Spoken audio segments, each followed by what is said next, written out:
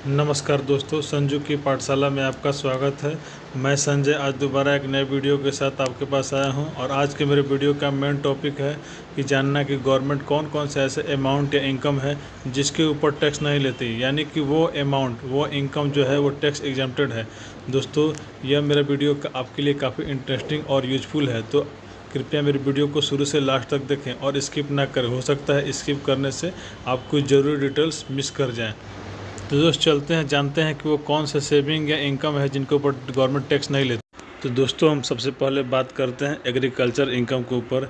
हमारा देश एक कृषि प्रधान देश है और सरकार ने किसानों के लिए यह सुविधा दे रखी है कि उनके कृषि के द्वारा होने वाले आय, यानी कि कृषि के ऊपर जो उनको इनकम होता है वो टैक्स फ्री होगा, उन्हें कोई भी टैक्स नहीं देना होगा। साथ ही दोस्तों, जो ज़मीन खेती वाला यानी एग्रीकल्चर लैंड जो गवर्नमेंट के द्वारा डिक्लेयर कर रखा गया है, उसे बेचने पर भी आपको जो इनकम होगा उसके ऊपर कोई टैक्स नहीं देना होगा। तो एग्रीकल्चर लैंड बेचने के ऊपर भी गवर्नमेंट ने उसे टैक्स फ्री रखा है।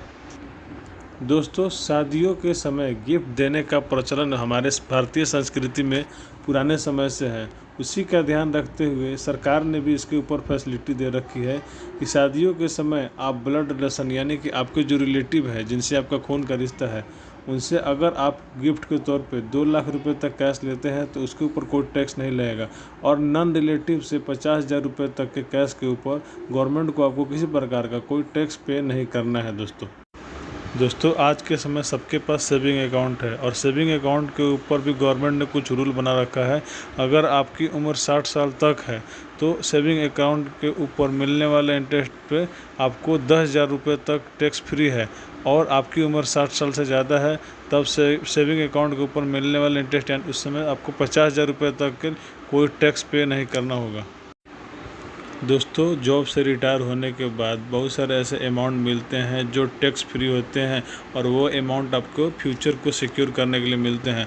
तो वो जो अमाउंट होते हैं, जैसे आपका लिव इनकेसमेंट का, पेंशन का, ग्रेजुएटी का, आपका पीएफ या जो आपने वीआरएस ले रखा है उसका अमाउंट, ये सारे अमाउंट जो होते हैं वो टैक्स फ्री होते हैं। गवर्नमेंट इसके ऊपर कोई भी टैक्स नहीं लेती है। दोस्तों, डिफेंस फोर्सेस जो अवार्ड विनर होते हैं और अवार्ड के तौर पे जो कुछ अमाउंट उन्हें पेंशन के तौर पर मिलता है, वो अमाउंट जो होता है वो टैक्स एग्जम्प्टेड होता है, यानी उसके ऊपर गवर्नमेंट किसी प्रकार का कोई टैक्स नहीं लेती है। जो सोल्जर ऑन ड्यूटी घायल हो जाते हैं और पेंशन आने के बाद उन्हें डिफेंस मेडिकल डिसेबिलिटी पेंशन मिलता है, तो उस पेंशन के ऊपर भी गवर्नमेंट किसी प्रकार का कोई टैक्स नहीं लेते हैं, वो अमाउंट भी टैक्स एग्जम्प्टेड अमाउंट होता है। और दोस्तों, ऑन ड्यूटी किसी सैनिक के डेथ हो जाने के बाद उसके फैमिली को मिलने वाला पेंशन भी टैक्स एग्जम्प्टेड होता है, यानी उसके ऊपर भी गवर्नमेंट किसी प्रकार का कोई टैक्स नहीं लेती है। दोस्तों, स्टडी के दौरान मिलने वाले स्कॉलरशिप या फिर किसी प्रकार का कोई अवार्ड जो इसमें आपको कैश अमाउंट मिलते हैं, वो भी गवर्नमेंट के तरफ से टैक्स फ्री है, यानी कि उसके ऊपर भी गवर्नमेंट कोई भी टैक्स नहीं लेगी। एम्प्लॉय बेनिफिट्स के लिए गवर्नमेंट ने जो फैसिलिटी दे रखी है दोस्तों, यह सभी गवर्नमेंट और नॉन गवर्नमेंट एम्प्लॉय के लिए है।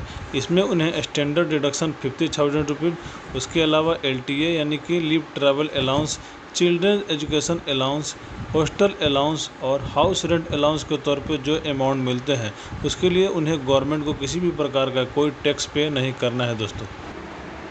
दोस्तों, किसी भी प्रकार के नेचुरल डिजास्टर या कोविड जैसे पेंडेमिक होने पर गवर्नमेंट आपको जो रिलीफ अमाउंट यानी सहायता राशि देती है, वो अमाउंट भी टैक्स एग्जम्प्टेड यानी कि टैक्स फ्री अमाउंट होता है और इस अमाउंट के ऊपर गवर्नमेंट किसी भी प्रकार का कोई टैक्स नहीं लेती है।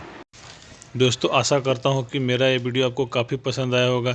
इसी तरह की और जानकारी के लिए कृपया आप कमेंट बॉक्स में कमेंट करें ताकि मैं और भी जानकारी इकट्ठा करके आपको बता सकूँ।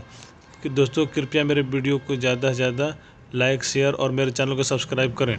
धन्यवाद दोस्तों।